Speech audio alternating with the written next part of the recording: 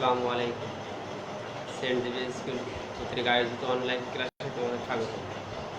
আজকে আমরা আলোচনা করব নবম শ্রেণীর ফিনান্স অধ্যায় দশম অধ্যায় বাণিজ্যিক ব্যাংক ও তার পরিচিতি। আমরা আজকে আলোচনা করব যে বাণিজ্যিক ব্যাংকের কার্যাবলী সম্পর্কে। আমরা সাধারণত জানি যে বাণিজ্যিক ব্যাংক দুইভাবে কার্যাবলী সম্পাদন করে থাকে। প্রথম কাজ হলো প্রধান কার্যবলী, দ্বিতীয়ত হলো বিশেষ ও অন্যান্য কার্যবলী। তাহলে আমরা এখন আলোচনা করি যে কীভাবে প্রধান কার্যবলীগুলো সম্পাদন করে আর দ্বিতীয়ত বিশেষ কার্যবলীগুলো সম্পাদন করে। প্রথম প্রধান কার্যবলী হলো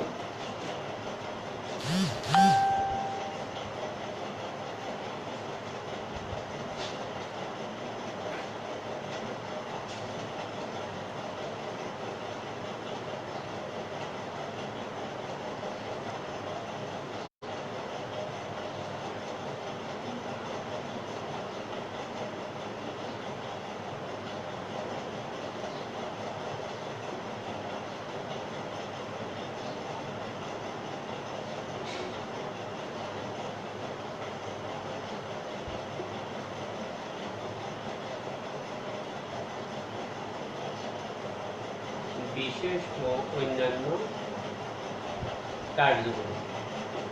প্রধান কার্যবলীর ভিতরে আছেন আমানত গ্রহণ ও সুদ প্রদান। ব্যাংক সাধারণত জনগণের মাঝে অলসভাবে পড়ে থাকা অর্থ সে আমানত হিসেবে গ্রহণ করে এবং তার বিনিময়ে গ্রাহকদের স্বল্প হারে সুদ প্রদান করে। এখন বাণিজ্যিক ব্যাংক সাধারণত কীভাবে আমানত গ্রহণ করে? তারা তিনভাবে আমানত গ্রহণ করে। এক, চলতি হিসাবের মাধ্যমে, দুই, সঞ্চয় হিসাবের মাধ্যমে, আর তিন, স্থায়ী হিসাবের মাধ্যমে।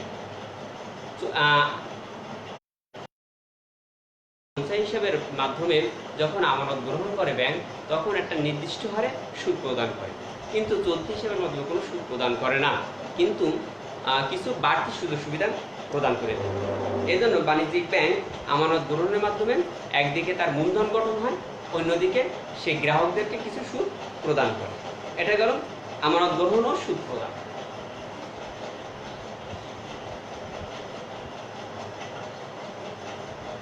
আমানত গ্রহণ ও সুদ প্রদান। দুই আছে মূলধন গঠন। এখন বাণিজ্যিক ব্যাংক সাধারণত মূলধন কোথায় পাবে? তাহলে এটা জনগণের মাধ্যমে যে তিনভাবে আমানত গ্রহণ করে, এইটাকে ব্যাংকে মূলধন হিসাবে গঠন করে এবং এইটা পরবর্তীতে জনগণের মাঝে আবার বেশি সুদে এটা প্রদান করা হয়। এটা হলো মূলধন গঠন। এরপর আছে ঋণ মঞ্জুর ও সুদ গ্রহণ। ঋণ মঞ্জুর ও সুদ গ্রহণ। ব্যাংক জনগণের নিকট হতে সঞ্চিত অর্থ আমানত হিসেবে গ্রহণ করে। সেই অর্থ ঋণ গ্রহীতাদের বিভিন্ন মেয়াদে ঋণ প্রদান করে থাকে। ঋণ প্রদান করা ব্যাংকের একটি গুরুত্বপূর্ণ কাজ, কারণ ঋণ গ্রহীতাদের ঋণ দিয়ে ব্যাংক একদিকে যেমন উৎপাদনমুখী কাজে সহায়তা করে, অন্যদিকে সেই ঋণের উপর যে সুদ আদায় করে তা ব্যাংকের আয়ের প্রধান উৎস। তাহলে আমরা এখানে জানতে পারলাম কি, যে ব্যাংকের আয়ের প্রধান উৎস কোনটা? সেটা হচ্ছে জনগণের মাঝে যে অর্থ আমানত হিসেবে গ্রহণ করে, এই আমানতকৃত অর্থ আবার বেশি সুদের মাধ্যমে জনগণের মাধ্যমে প্রদান করে। এই জনগণের মাঝে প্রদান করা যে সুদ, এইটা হচ্ছে ব্যাংকের একটা আয়ের উৎস।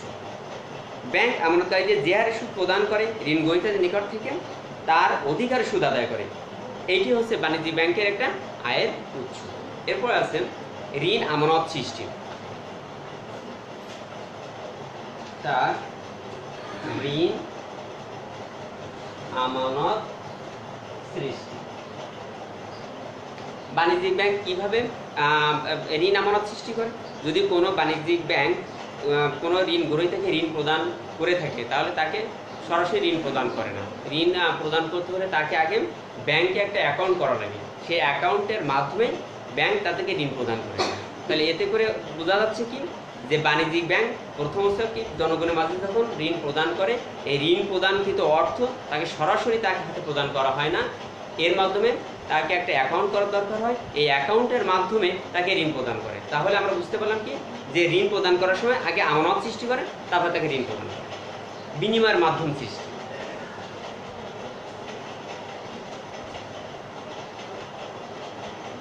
বিনিময় মাধ্যম সৃষ্টি। তাহলে আর্থিক লেনদেন ও দেনা পাওনা নিষ্পত্তির মাধ্যমে হিসাবে ব্যাংক চেক, বিনিময় বিল, প্রত্যয়পত্র, bank draft, pay order, debit card, credit card ইত্যাদির মাধ্যমে কি করে সে বাণিজ্যিক ব্যাংক বিনিময়ের মাধ্যম সৃষ্টি করে থাকে। এরপর যে কার্যগুলি করে সেটা হচ্ছে নোট ইস্যু। 6 নম্বর, নোট ইস্যু। নোট ইস্যুটা কিভাবে করে? সাধারণত বাণিজ্যিক ব্যাংক সরাসরি মুদ্রা প্রচলন করে না, কারণ সরাসরি নোট বা মুদ্রা প্রচলন করার ক্ষমতা রয়েছে বাংলাদেশ ব্যাংকের বা কেন্দ্রীয় ব্যাংকের। এটা করে কেন্দ্রীয় ব্যাংক। তবে বাণিজ্যিক ব্যাংক পরোক্ষভাবে মুদ্রা প্রচলন করে। যেমন ধরা যাক, তোমরা সোনালী ব্যাংকে একটি সঞ্চয় হিসাবে 1 লক্ষ টাকা জমা আছে। এমত অবস্থায় তুমি যদি 60,000 টাকা কম্পিউটার ক্রয় করো, তবে তোমার অ্যাকাউন্টে চেকে তুমি টাকাটা পরিশোধ করতে পারো।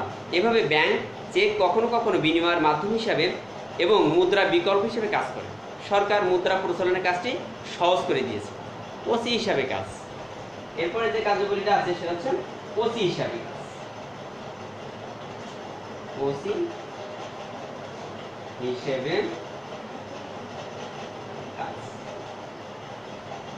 তাহলে বাণিজ্যিক ব্যাংকগুলো তাদের মক্কেলদের সম্পত্তি ট্রাস্টি বা এবং সংস্থার আর্থিক সচ্ছলতা সার্টিফিকেট প্রদান করে থাকে। অর্থাৎ বাণিজ্যিক ব্যাংকগুলো কি করেন, তারা ওসি হিসেবে কাজ করে থাকে। এরপরে কার্যবলী হলো আমদানি রপ্তানি বাণিজ্য সম্পর্কে।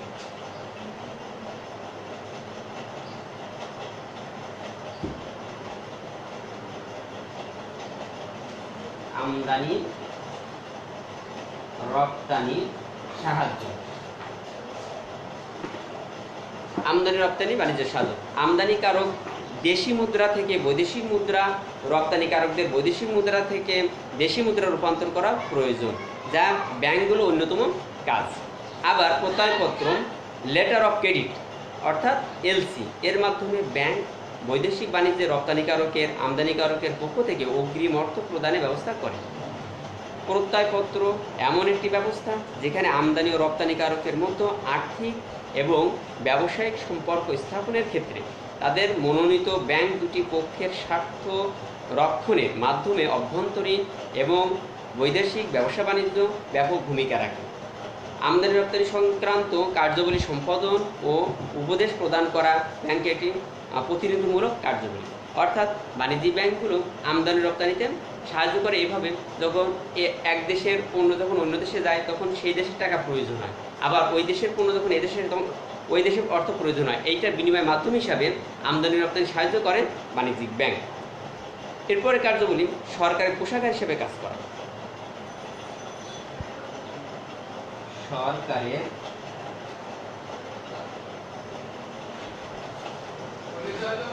কোষাগার হিসেবে কাজ করে। কেন্দ্রীয় ব্যাংক বা অন্যান্য নির্বাচিত ব্যাংক সরকারের কোষাগার হিসেবেও কাজ করে।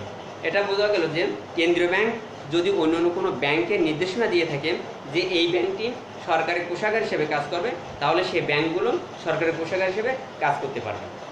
এরপরে কার্যবলী বিনিময় বিল ভাঙানো।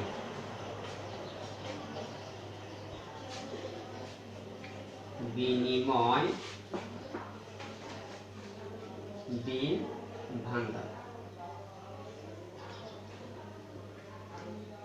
বিনিময় বিল ভাঙা ব্যাংক মক্কেলের পক্ষে বার্তার মাধ্যমে বিনিময় বিল ভাঙিয়ে ব্যবসা বাণিজ্য সহায়তা করে থাকে।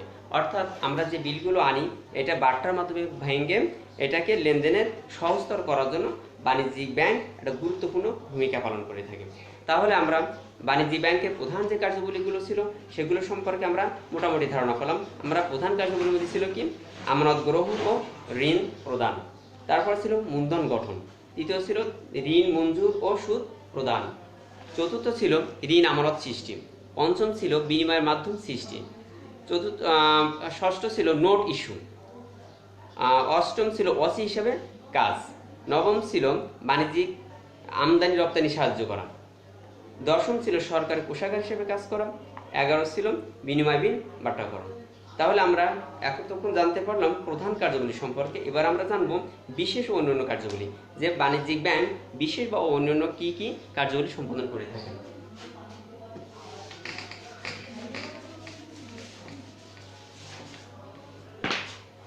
আচ্ছা, বিশেষ ও অন্যান্য কার্যাবলী রয়েছে মূলধন বিনিয়োগ,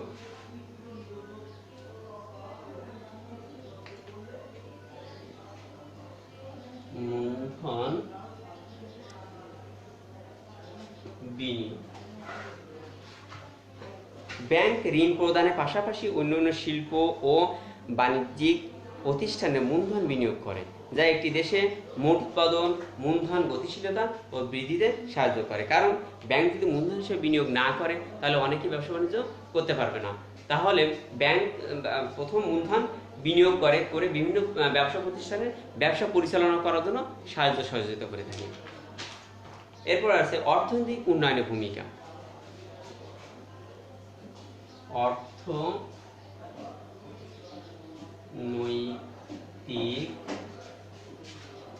উন্নয়নের ভূমিকা, এটা নিঃসন্দেহে বলা যায় যে একটি দেশে ব্যাংক অর্থনৈতিক উন্নয়নে অবশ্যই বিরাট ভূমিকা পালন করে।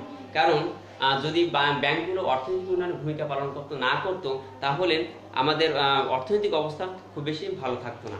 কারণ ব্যাংক একটি দেশের সার্বিক অর্থনৈতিক তথা শিল্প, বাণিজ্য, পরিবহন, যোগাযোগ, গৃহ নির্মাণ, শিক্ষা ব্যাপক অগ্রগতি তথা দেশের সার্বিক অর্থনৈতিক উন্নয়নে গুরুত্বপূর্ণ ভূমিকা পালন করে। কারণ সাধারণত মানুষের নিজস্ব অর্থ খুবই কম থাকে, তো সেই হিসাবে তা দিয়ে ব্যবসা বাণিজ্য করাটা খুব একটা কষ্টকর হয়ে পড়ে। এই জন্য ব্যাংকের মাধ্যমে এই টাকাগুলো নিয়ে এবং ব্যাংক যদি তাদেরকে টাকাগুলো বিনিয়োগ করে তাহলে সেই টাকাগুলো পেয়ে তারা ব্যবসা বাণিজ্য ভালোভাবে করতে পারে। আর এইটার জন্য বাণিজ্য ব্যাংক একটা গুরুত্বপূর্ণ ভূমিকা পালন করে। অর্থ স্থানান্তর, 3 কার্যগুলি হলো অর্থ স্থানান্তর। ব্যাংক তার বিনিময়ের মাধ্যমে সাহায্যে দেশের অভ্যন্তরে ও বাইরে অর্থ স্থানান্তর করে থাকে। সাধারণত একটা দেশের পণ্য যখন আমরা অন্য দেশে রপ্তানি করি বা অন্য দেশের পণ্য যখন আমরা আমাদের দেশে আমদানি করি তখন কি করা হয়, অর্থ স্থানান্তর হয়। এভাবে বাণিজ্য ব্যাংক গুরুত্বপূর্ণ ভূমিকা পালন করে। চতুর্থ কার্যবলী হলো অর্থের নিরাপত্তা প্রদান। অর্থের নিরাপত্তা প্রদান। ব্যাংক অবশ্যই অর্থের নিরাপত্তা প্রদান করে থাকে। যদি ব্যাংক অর্থনৈতিকভাবে বা অর্থের নিরাপত্তা প্রদান করতে না পারতো তাহলে মানুষ ব্যাংকে টাকা পয়সা রাখতো না, বরঞ্চ সে নিজেকে যদি অত নিরাপত্তা ভাবে না, এই জন্য মানুষ ব্যাংকের উপরে নিরাপত্তার কারণে ব্যাংকে মানুষ টাকা পয়সা সোনাদানাগুলো জমা রাখে। ব্যাংক জনগণের অর্থ জমা রাখার মাধ্যমে অর্থের নিরাপত্তা দিয়ে থাকে। এছাড়া গ্রাহক তার মূল্যবান সম্পদের দলিলপত্র, অলঙ্কারাদি, লকার সেবার মাধ্যমে ব্যাংকের কাছে জমা রাখে। এটা জমা রাখে এই কারণে যে সাধারণত মানুষ তার বাড়ি এতগুলো নিরাপত্তা পায় না যে টাকা পয়সাগুলো বা দলিলপত্রগুলো নষ্ট হওয়ার সম্ভাবনা থাকে। এই জন্য ব্যাংকের উপরে এটা আস্থা রেখে ব্যাংক এগুলো জমা রাখে। আর এই জন্য ব্যাংক অবশ্যই অর্থের নিরাপত্তা প্রদান করে থাকে। 5 নম্বর পরামর্শ প্রদান। বিশেষ কার্যগুলির ভিতরে রয়েছে পরামর্শ প্রদান।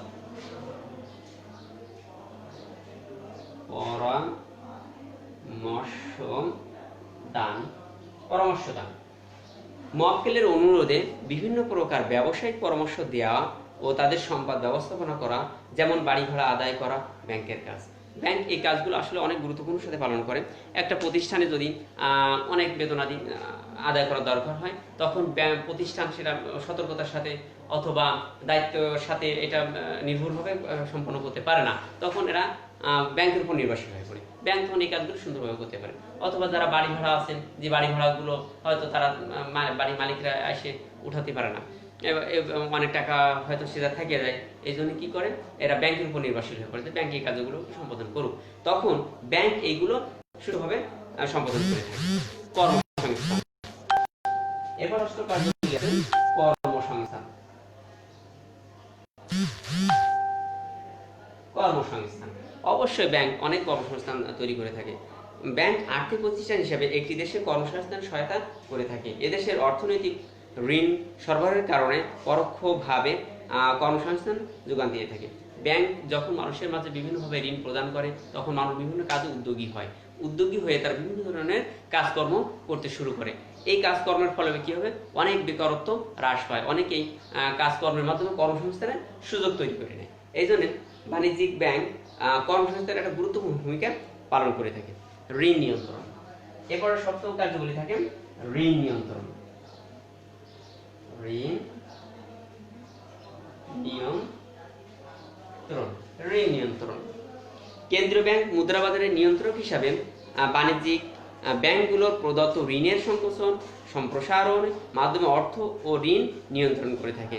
এটা অর্থনৈতিক স্থিতিশীলতা ও নিশ্চিতকরণ ও মুদ্রাস্ফীতি নিয়ন্ত্রণের জন্য একান্ত জরুরি।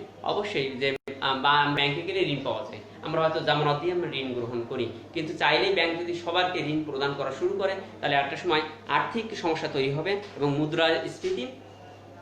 মুদ্রাস্ফীতি তৈরি হবে। এজন্য যদি আমরা ব্যাংকগুলো তার ঋণ নিয়ন্ত্রণ করে যে আসলে কার ঋণ প্রয়োজন, কার ঋণ প্রয়োজন না, প্রয়োজনের তাগিদে যেসব ঋণ প্রয়োজন সেগুলো যদি ব্যাংক দেয় এবং প্রয়োজনের তাগিদে যারা ঋণ নেবে না নিচ্ছে, অপ্রয়োজনে যারা ঋণ নিচ্ছে তাকে ঋণ নিয়ন্ত্রণ করে, তাহলে মুদ্রাস্ফীতির পরিমাণটা কমে যাবে। এজন্য ব্যাংক আছে ঋণ নিয়ন্ত্রণ করাটা গুরুত্বপূর্ণ কাজ। এরপরে কার্যগুলি থাকে কৃষি উন্নয়ন।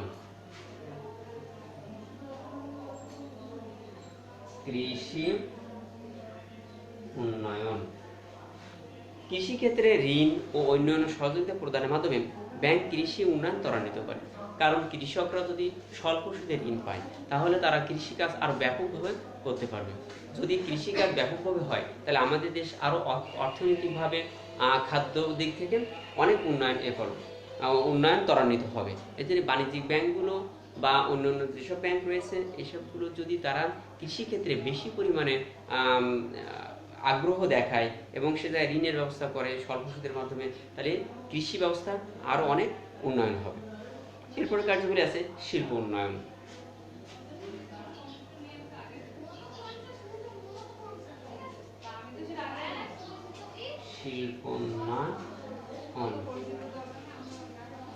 ব্যাংক শিল্প প্রতিষ্ঠানগুলোকে দীর্ঘমেয়াদী ঋণ প্রদানের মাধ্যমে শিল্প উন্নয়নে সাহায্য করে থাকে।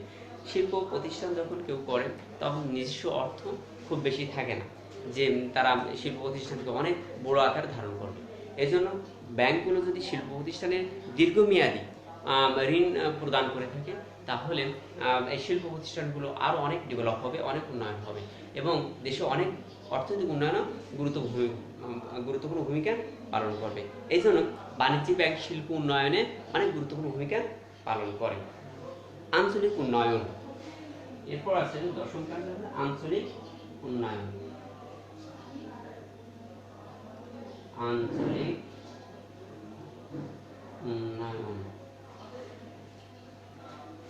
ব্যাংকের শাখা বিভিন্ন এলাকার বিস্তৃত থাকায় একটি দেশের আঞ্চলিক উন্নয়নে ভূমিকা রেখে থাকে। অর্থাৎ আঞ্চলিকভাবে যে কোন এলাকা কিভাবে উন্নয়ন আছে, কোন এলাকা আছে অনুন্নত আছে, এইভাবে চিহ্নিত করে যদি ব্যাংক সেই হিসাবে ঋণ প্রদান করে বা উন্নয়নের কাজে ঋণ দিয়ে থাকে তাহলে সেই এলাকাটা অনেক উন্নয়ন হবে। তাহলে আমরা সাধারণত জানতে পারলাম যে বাণিজ্যিক ব্যাংক সাধারণত দুইভাবে তার কার্যগুলি সম্বোধন করে থাকে, এক প্রধান কার্যগুলি, দুই হচ্ছে বিশেষ ও অন্যান্য কার্যগুলি। তাহলে আমরা বিশেষ কার্যগুলির ভিতরে আমরা পাইলাম হলো যে মূলধন বিনিয়োগ করা, অর্থনৈতিক উন্নয়নের ভূমিকা, অর্থ স্থানান্তর, অর্থের নিরাপত্তা প্রদান, তারপরে পরামর্শ দান, কর্মসংস্থান, ঋণ নিয়ন্ত্রণ, কৃষি উন্নয়ন, শিল্প উন্নয়ন ও আঞ্চলিক উন্নয়ন। তাহলে সাধারণত বাণিজ্যিক ব্যাংক এই দুইভাবে কার্যগুলি সম্পাদন করে দেশের অর্থনৈতিক উন্নয়নে খুব গুরুত্বপূর্ণ ভূমিকা পালন করে। তাহলে আমরা আজকের আলোচনায় থাকলাম যে বাণিজ্যিক ব্যাংক কিভাবে কার্যগুলিগুলো সম্পাদন করে। আমরা পরবর্তী ক্লাসে আলোচনা করব এর পরবর্তী যে পয়েন্টটা আছে বাণিজ্যিক ব্যাংকের আয়ের উৎসসমূহ। আমরা তাহলে সামনের ক্লাসে ইনশাআল্লাহ আলোচনা করব বাণিজ্যিক ব্যাংকের আয়ের উৎসসমূহ। তাহলে তোমরা বাসায় বসে এই বাণিজ্যিক ব্যাংকের কার্যাবলীগুলো আরও সুন্দরভাবে মনোযোগ সহকারে এগুলো পড়ে নিজেরা আয়ত্ত করার চেষ্টা করবো। ইনশাল্লাহ সামনের ক্লাসে দেখা হবে।